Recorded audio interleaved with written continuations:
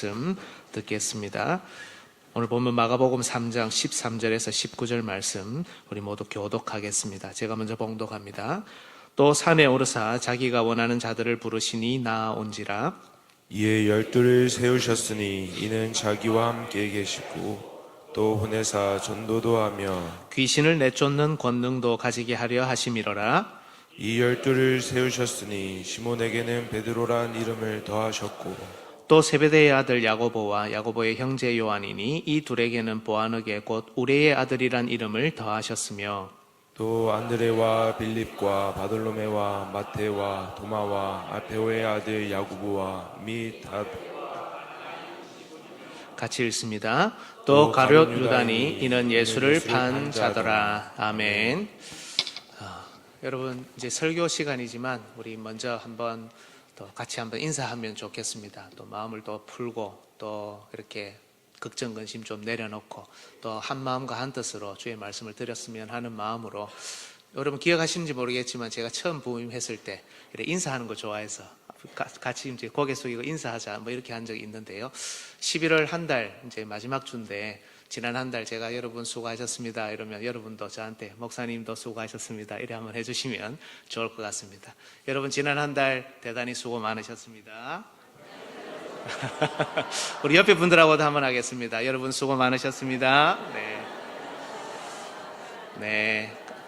자, 우리의 모든 수고, 걱정, 근심 다 내려놓고 이 시간에 하나님의 말씀만 다 잘 듣고 또 이 말씀을 또 가슴에 새기고 우리 장로님 기도하셨던 대로 또 이 말씀에 순종하며 살 수 있는 우리 모든 성도들 되시면 좋겠습니다.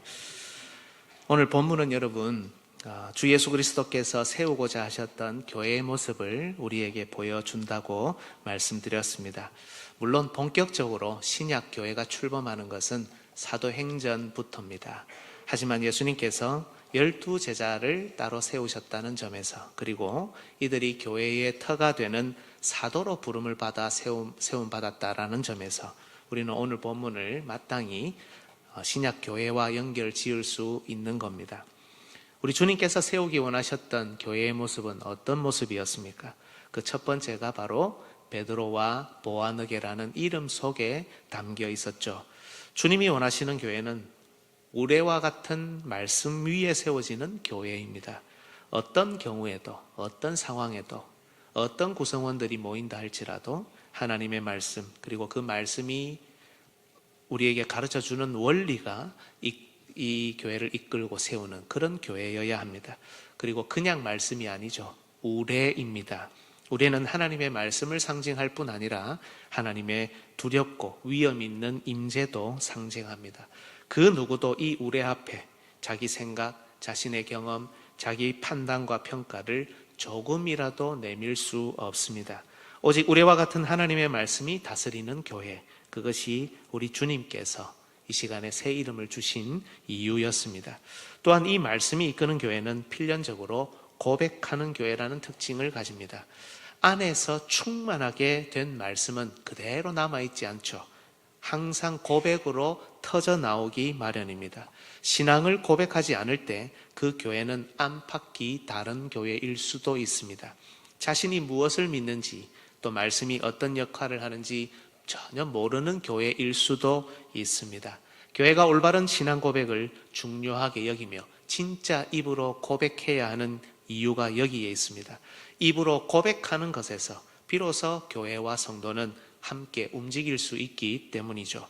또한 교회의 고백을 통해서만 그 속에 담긴 진리, 그 바른 신앙의 유산은 세상을 향해, 그리고 우리의 다음 세대를 향해 흘러갈 수 있습니다. 세 번째로 살폈던 교회의 모습은 바로 대안공동체로서의 교회였습니다. 예수님 당대의 영적 공동체였던 이스라엘과 예루살렘은 타락했고 교권주의화 되었습니다. 모든 영적 기능과 역할을 잃어버렸습니다. 경건의 모양은 있으나 경건의 능력이 없었습니다.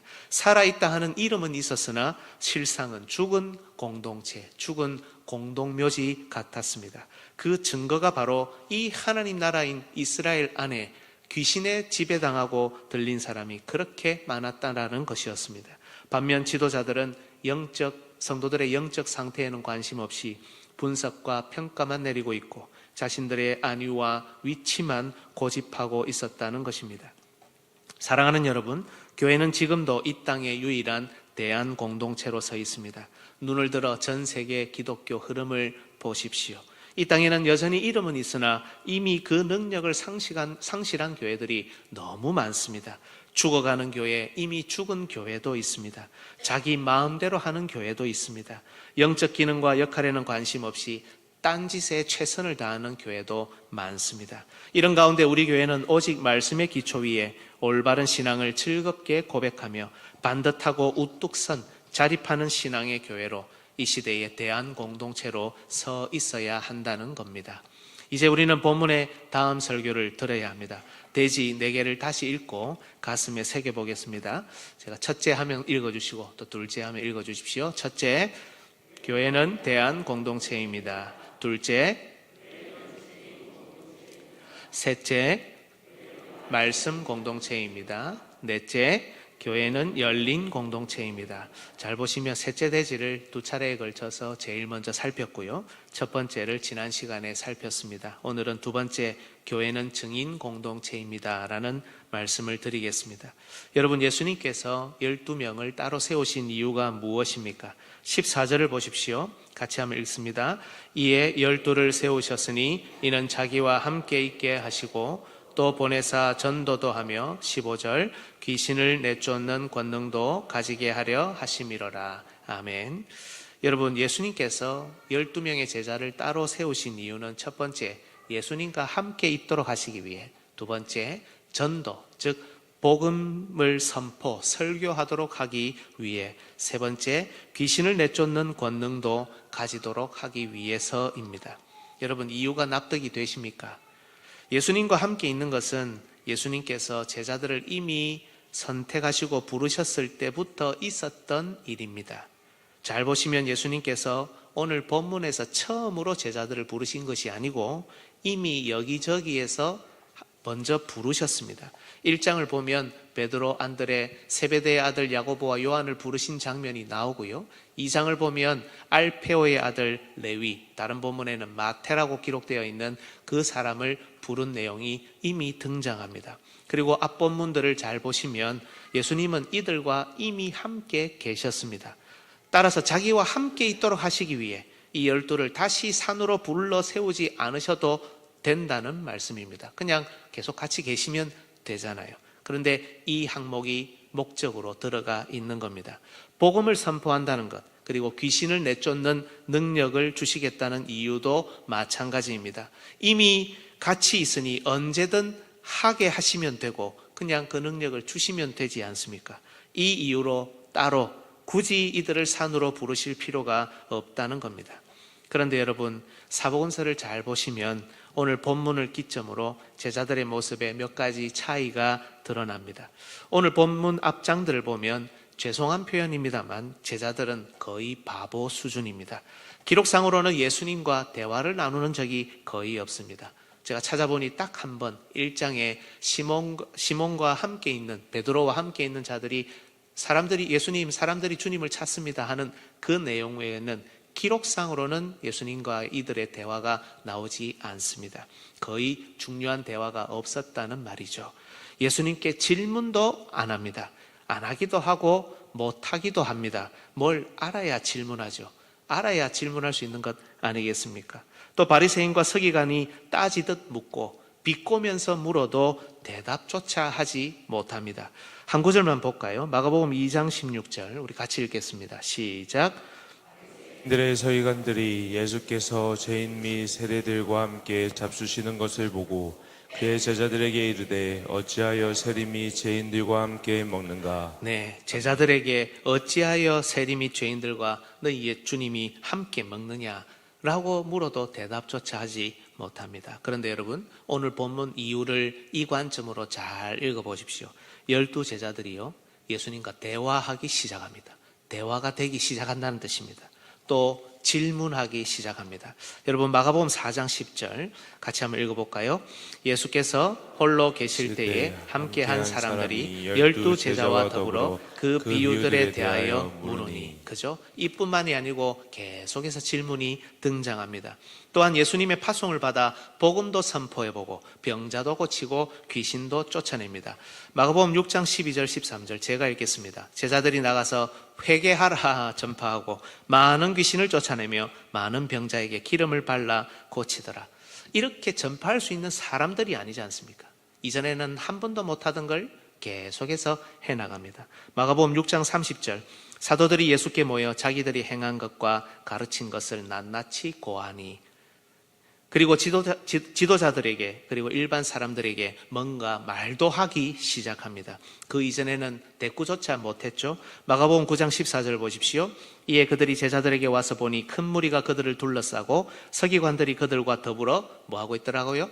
변론하고 있었습니다. 마가복음 9장 38절 요한이 예수께 여짜오되 선생님, 우리를 따르지 않는 어떤 자가 주의 이름으로 귀신을 내쫓는 것을 우리가 보고 우리를 따르지 아니함으로 금하였나이다.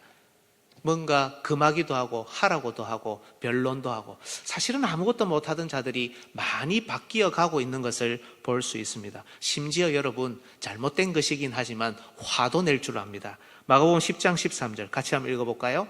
사람들이 예수께서 만져주심을 바라고 어린 아이들을 데리고 오매 제자들이 꾸짖거늘. 많이 바뀌었죠. 마가복음 14장 3절에서 5절도 있습니다.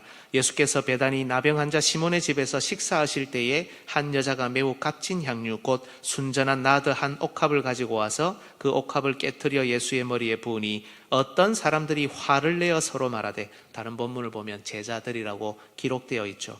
어찌하여 이 향유를 허비하는가? 이 향유를 300데나리온 이상에 팔아 가난한 자들에게 줄 수 있었겠도다 하며 그 여자를 책망하는지라.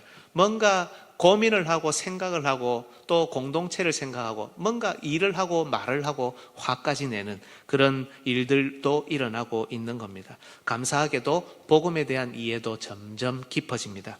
마가복음 13장 3절에서 4절 우리가 잘 아는 감람산 강화 종말론에 대한 거죠. 우리가 읽어도 어렵습니다. 그런데 제자들이 이해를 하기 시작하면서 질문을 합니다. 예수께서 감람산에서 성전을 마주 대하여 앉으셨을 때에 베드로와 야고보와 요한과 안드레가 조용히 묻되 우리에게 이르소서 어느 때에 이런 일이 있겠사오며 이 모든 일이 이루어지려 할 때에 무슨 징조가 있사오리이까?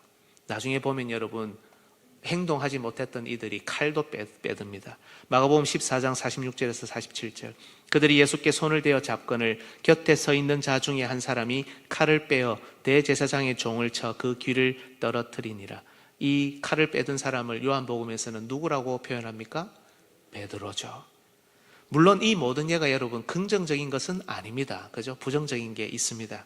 여전히 사도로서 완전한 자격을 갖추지 못했습니다. 이 과정에 실패도 합니다. 중간에 보면 귀신을 쫓아냈는데 그 다음에는 쫓아내지 못하고도 있습니다. 예수님의 의도와는 전혀 맞지 않는 아이들을 꾸짖고 향유 붓는 여인들을 책망하고 이런 맞지 않는 말도 합니다. 심지어 예수님의 길을 가로막기도 합니다. 하지만 이전에는 말도 못하고 시키는 거나 하고 뭘 알지 못하니 묻지도 따지지도 못하고 대답도 못하던 그들이 이제는 대답도 하고 대화도 하며 질문도 하고 화도 냅니다. 어설프지만 때론 정반대로 말하고 행동하지만 드디어 하나님 나라를 위해서 이들이 뭔가를 하기 시작했고 예수님의 교정과 가르침을 따라 이들은 사도로서 점점 자격을 갖추어 가며 오순절 성령 강림 이후 이들은 드디어 교회의 터로 온전히 활동하게 됩니다. 여러분, 갑자기 사도들이 성령 받았다고 확 바뀐 게 아니라는 겁니다. 처음 세워짐을 입은 그때부터 실수하고 실패하고 또 넘어지고 자빠지고 책망도 듣고 혼돈하고 꾸지람도 들으면서 이 모든 과정을 거쳐서 조금씩 더 자격을 갖추고 변화되고 마침내 오순절 성령 강림이 있었을 때 이들은 온전한 사도로 세움을 받았다라는 겁니다. 그 전환점이 바로 오늘 본문이에요. 예수님께서 이미 함께 하셨던 이 12를 따로 세우셨다는, 그들을 산으로 불러서 이 산에서 새로운 공동체를 시작하셨다는 바로 이 지점에서 새로운 변화가 그들에게 일어났던 겁니다. 이제 예수님은 이전보다 훨씬 더 이들에게 집중하려고 하십니다. 이제부터는 그저 몸이 같이 있는 것을 넘어 무엇 때문에 이렇게 같이 있어야 하고 또 있어야 하는지 그 의미를 알려주기 시작합니다. 때론 보내면서 실패하더라도 그 결과가 나쁜 것이 있었다 할지라도 복음을 선포하게 해보시고 그 권능을 경험하게 하십니다. 그렇다면 예수님께서 이렇게 제자들과 함께 하시며 집중하시면서 가르치고 교정하시고 또 뭔가를 시작하게 하시는 이유가 무엇입니까? 바로 이 12명의 제자가 예수님의 증인이 되어야 하기 때문입니다. 이들의 터 위에 세워질 교회가 이 세상에서 증인 공동체로 서 있어야 하기 때문입니다. 여러분, 사도행전에 보면 참 많이 등장하는 여러 단어가 있는데요. 그 중에 하나가 뭐냐 하면 증인이라는 단어입니다. 여러분, 우리는 예수님의 증인입니까? 아닙니까? 증인입니다. 여러분, 우리는 예수님의 증인 맞습니까? 네, 맞습니다. 우리는 모두 다 옛날에 유명한 그 CCM도 있었죠. 주님의 증인 땅끝까지 이르러 주 복음 전하세 이렇게 하는 찬양도 있었죠. 그래서 우리가 이 사도행전의 증인이라는 단어를 보면서 편하게 이렇게 생각합니다. 예수님을 주로 믿는 모든 신자들은 예수님을 증거하는 증인이며 또 증인이 되어야 하는구나. 그래서 사도행전의 이 증인을 우리 믿는 신자들과 주님의 증인이 되어야 하는 우리 신자들과 성도들과 동일하게 생각합니다. 하지만 여러분, 사도행전을 잘 읽어보시면 이 증인이라는 단어는 예수님을 직접 눈으로 보고 확인한 사람, 다시 설명합니다. 예수님을 직접 눈으로 보고 확인한 사람이라는 뜻 외에 다른 뜻으로 사용된 적이 있습니까? 없습니까? 없습니다. 여러분, 재판을 한번 생각해 보십시오. 증인이 되려면 조건이 필요합니다. 그 사실을 직접 보고 듣고 경험한 사람만이 증인이 될 수 있죠. 자기가 증인이 되고 싶다고 증인이 될 수 있습니까? 없습니까? 없습니다. 우리는 예수님을 직접 보지 못했잖아요. 우리는 예수님의 말씀을 직접 듣지 못했습니다. 예수님께서 행하신 모든 사역, 모든 기적을 직접 경험하지 못했습니다.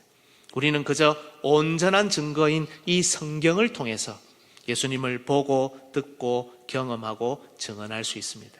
따라서 우리는 2차적인 의미에서의 증인이지, 물론 이 증인도 중요한 겁니다. 하지만 1차적인 의미에서의 증인은 아니라는 말씀입니다. 하지만 사도행전에 나오는 증인은 그야말로 예수님을 직접 눈으로 보고 확인했다는 의미에서의 증인입니다. 그 외의 의미로는 이 증인이라는 단어를 사용하지 않습니다. 즉, 초대교회 대다수 성도는 우리와 마찬가지로 1차적인 의미에서의 증인이 아닙니다. 오직 예수님과 함께 있었고 예수님과 동고동락했고 그 가르침을 직접 받았으며 대화하고 질문하고 때론 꾸지람도 받고 혼돈하며 예수님의 죽으심과 부활을 모두 지켜보고 복음 선포와 그 권능을 직접 경험했던 12제자와 그 그룹의 사람들만이 증인이었던 것입니다. 오늘 본문도 대조 본문들과 잘 비교해서 보면요, 12명만 온 게 아니고 제자 그룹이 있었습니다. 그 중에 12명을 따로 세워서 사도로 예수님께서 임명하고 계시는 것이죠. 사도행전 1장 22절에서 21절 한번 보십시오. 이러함으로 요한의 세례로부터 우리 가운데서 올려져 가신 날까지 주 예수께서 우리 가운데 출입하실 때에 항상 우리와 함께 다니던 사람 중에, 그죠? 항상 우리와 함께 다니던 사람 중에 하나를 세워 우리와 더불어 예수께서 부활하심을 증언할 사람이 되게 하여야 하리라. 가룟 유다의 사도직을 마띠아에게 주지 않습니까? 그 마띠아를 뽑을 때 있었던 구절입니다. 항상 우리와 함께 다니던 바로 그 사람들 중에 한 사람, 예수님의 죽으심과 부활을 직접 눈으로 본 그 사람 한 사람을 뽑아서 증언하도록 해야 된다. 이게 증인입니다. 사도행전 2장 32절, 이 예수를 하나님이 살리신지라, 부활이잖아요. 우리가 다 이 일의 증인이다. 사도행전 3장 15절 같이 한번 읽습니다. 시작. 생명의 주를 죽였도다. 그러나 하나님이 죽은 자 가운데서 그를 살리셨으니 우리가 이 일의 증인이라. 하나님이 죽은 자 가운데서 그를 살리셨다. 부활이잖아요. 우리가 이 일의 증인이다. 봤다는 뜻입니다. 그리고 사도행전 10장 39절에서 42절, 우리는 유대인의 땅과 예루살렘에서 그가 행하신 모든 일의 증인이라. 유대인의 땅과 예루살렘에서 그가 행하신 모든 일의 증인이라. 그를 그들이 나무에 달아 죽였으나, 죽음이죠, 하나님이 사흘 만에 다시 살리사, 부활이죠, 나타내시되 마지막 42절, 우리에게 명하사 백성에게 전도하되. 오늘 본문하고 똑같잖아요. 하나님이 살아있는 자와 죽은 자의 재판장으로 정하신 자가 곧 이 사람인 것을 증언하게 하셨고. 여러분, 부활하신 예수님께서 도마에게 다시 찾아가셔야 했던 이유가 무엇일까요? 3일 동안 또 며칠 동안 못 봐서 아이고 보고 싶어서 다시 한번 도마도 그래도 한번 봐줘야지 하고 가신 겁니까? 12명 중 하나였던 도마는 2차적인 의미에서 증인이 되어서는 안 되기 때문입니다. 예수님의 죽으심과 부활을 반드시 봐야 하는 사도 증인이 되어야 하기 때문입니다. 전에 말씀드린 적 있죠. 제가 우스갯소리로 농담처럼 했는데요. 베드로야, 네 예수님 부활한 거 봤나? 봤다. 요한, 니는 봤나? 예, 봤습니다. 우리 제자잖아요. 12명은 우리 다 봤어요. 그랬는데 도마한테 가서 도마야, 니 봤나? 이래. 아니요. 베드로가 봤다던데요.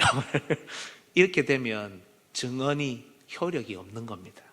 예수님과 3년을 함께 했던 12제자 중 한 사람의 증언이 신빙성을 잃게 되면 교회의 터가 흔들리기 때문에 예수님은 도마를 찾아가셔서 그를 증인으로 만드셔야 했던 것입니다.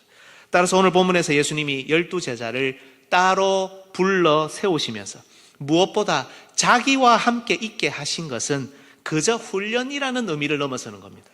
교회의 터를 든든하게 세우고 예수님이 하신 모든 말씀, 예수님이 하신 모든 사역, 모든 기적, 모든 능력, 모든 말씀, 그리고 죽으심과 부활하심까지, 이 모든 것이 앞으로 교회를 지탱할 터가 되기 때문입니다. 이들을 예수 그리스도의 죽으심과 부활을 증거하는 증인으로 그 터 위에 세워지는 교회를 증인 공동체로 세우시기 위해 이들을 자기와 함께 있게 하신 겁니다. 우리와 같은 하나님의 말씀을 담고 있는 교회가 올바른 신앙 고백을 내뱉기 시작하는 것처럼 예수님과 함께 있으면서 예수님과 점점 더 결합하고 예수님의 제자도 예수님의 삶을 배우며 예수님의 가르침을 받는 12제자들은 마침내 복음을 선포하고 그 복음을 전달하는, 그 능력을 전달하는 증인으로서의 능력까지 점점 갖추어 나가게 되는 겁니다. 그걸 위해서 예수님이 의도적으로 따로 불러 세우시고 자기와 함께 있게 하시고 부족하지만 복음 선포도 하게 해보시고 권능도 체험하게 하셨다는 겁니다. 주 안에서 사랑하는 여러분, 그렇다면 이 내용을 오늘 우리에게는 어떻게 적용해야 하겠습니까? 첫 번째는 여러분, 하나님께서 우리를 증인으로 부르신 그 시점을 보아야 한다는 겁니다. 물론 여러분, 신약 성경을 보면 주 예수 그리스도의 직분을 감당하는 교회 직분자들의 자격은 명확합니다. 따라서 우리는 할 수 있는 대로 성도들을 잘 훈련시키고 양육시켜서 이 자격에 합당한 직분자를 선택할 수 있어야 합니다. 그런데 여러분, 우리 자신을 보건대 이 자격에 완전히 일치하는 사람이 있습니까? 없습니다. 이 자격에 완전히 일치해서 세운 사람이 우리 가운데 몇 명이나 됩니까? 교회 역사 가운데 이거를 전체 교회 역사로 확대를 해서 이 자격에 일치해서 세운 사람이 과연 얼마나 될까요? 초대교회의 가장 유명한 교부였던 어거스틴은 이 자격에 일치해서 세웠습니까? 루터와 칼빈, 위대한 종교개혁자, 이들은 완전 무결한 자격을 갖추어서 하나님이 세우셨습니까? 천만에요. 당대의 루터는 당시 교회의 전통을 따라 결혼하지 않았지만 사제로 이미 부름을 받은 상태였습니다. 가정을 잘 다스리는지 확인할 길이 없는 사람입니다. 칼빈의 1차 제네바 사역도 실패했습니다. 환경 탓도 있었지만 칼빈이 좀 더 신중했어야 되는 것 아닙니까? 좀 더 잘 설득하고 더 신망을 얻었어야 되는 것 아닙니까? 다소 소심했거나 경험이 부족했거나 대화를 이끄는 능력이 부족했던 것은 아닙니까? 하나님께서 여러분을 주님의 자녀로, 주의 귀한 형제 자매로, 성도로 부르셨을 때, 하나님께서 여러분에게 세례를 허락하셨을 때, 하나님께서 여러분을 목사로, 장로로, 집사로, 권사로 부르셨을 때, 하나님께서 여러분을 교사로, 목자로, 각종 봉사자로 부르셨을 때 완전한 자격을 구비했기 때문에 부르셨냐? 이 질문을 드리는 겁니다. 그렇지 않습니다. 예루살렘을 대신하는 새로운 산 위의 동네인 교회로 주 예수 그리스도께서 우리를 부르셨을 때 우리는 그 자격이 충분하지 못했습니다. 아니요, 너무 형편없었습니다. 앞에서 했던 표현을 그대로 가져와 볼까요? 심지어 우리는 너무 바보스러웠습니다. 하지만 자비로우신 하나님께서는 우리를 이 산으로 불러 세우기를 주저하지 않으셨다는 겁니다. 여러분, 부족한 우리를 불러 증인 삼으신 하나님의 은혜를 믿으십니까? 감사하십니까? 그렇다면 다음 적용도 잘 들으십시오. 두 번째는, 그렇다면 우리는 과연 증인으로서 합당하게 성장하고 있냐는 겁니다. 주 예수 그리스도와 함께하고 동행하고 있습니까? 목사로, 장로로, 집사로, 권사로, 귀한 하나님의 성도로 그 이름에 걸맞은 자격을 갖추어 나가고 있냐는 질문입니다.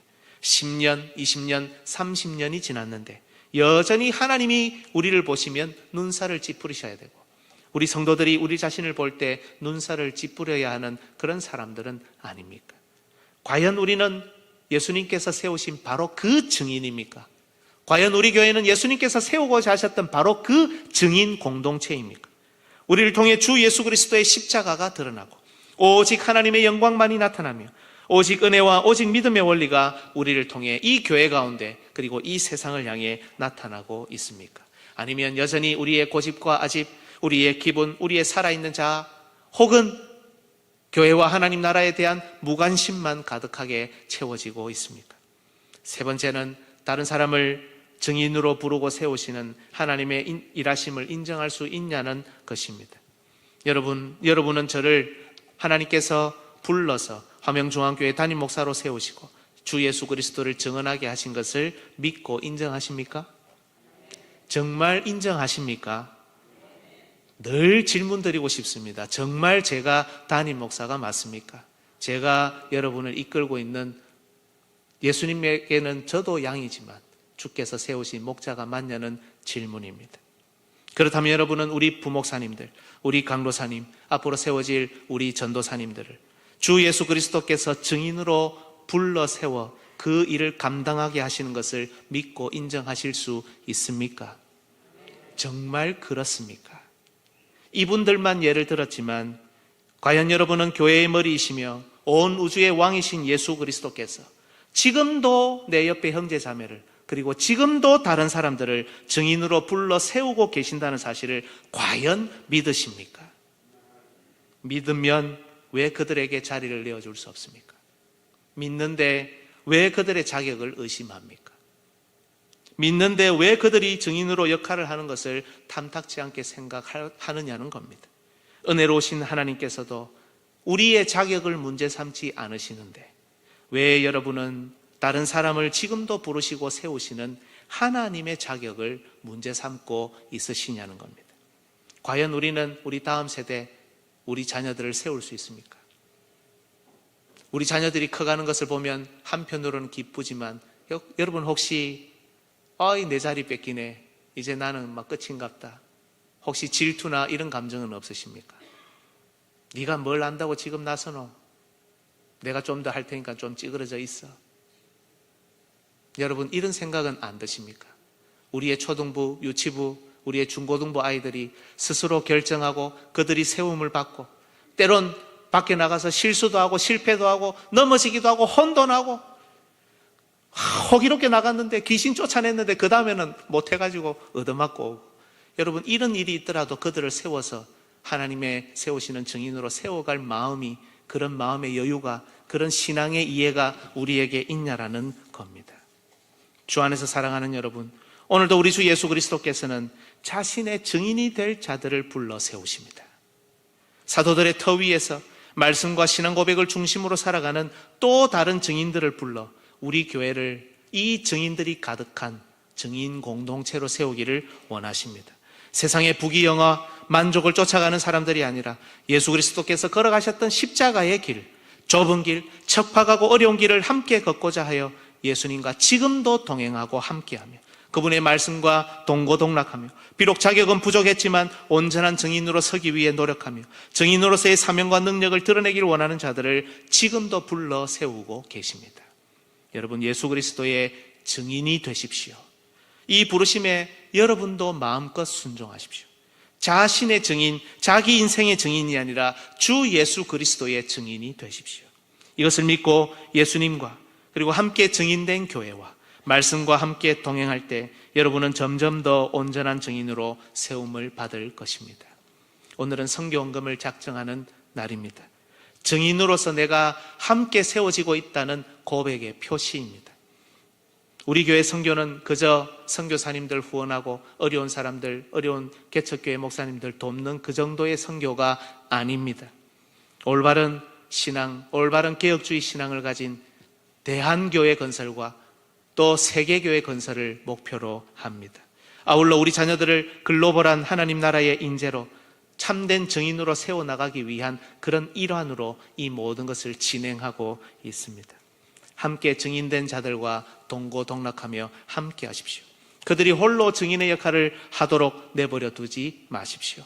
여러분을 그들과 함께 증인으로 부르신 그 하나님께서 주신 특권을 포기하지 마십시오. 오늘도 예수님께서 부르시고 예수님께서 세우시는 증인과 증인 공동체로 함께 길을 걷는 우리 모든 성도들 되시기를 주님의 이름으로 축복합니다. 아멘. 우리 시간에 선교헌금 작정하는 시간을 가지겠습니다. 먼저 기도하고 작정을 한 후에 헌금을 할 때 같이 내도록 합니다. 제가 먼저 기도합니다. 하나님 아버지 감사합니다. 오늘도 내년 2025년 선교를 마음에 품고 또 이 시간에 작정하는 시간을 가집니다. 하나님 우리에게 은혜 주셨고 우리를 증인으로 세워주셨는데 이 사명 잘 감당하지 못할 때가 많았음을 다시 한번 고백하며 회개합니다. 그러나 이제부터 말씀을 따라 하나님께서 인도하시는 그 인도하심을 따라 증인 공동체로서의 사명을 잘 감당하기를 원하며 또한 그것을 고백하는 가운데 선교의 물질로 기도로 동참하기를 원합니다. 하나님 우리에게 동참하고자 하는 마음을 주시고 하나님 나라와 동고동락하며 함께하며 증인으로 세움받기 원하는 마음들이 일어날 수 있도록 주님 역사하여 주시옵소서.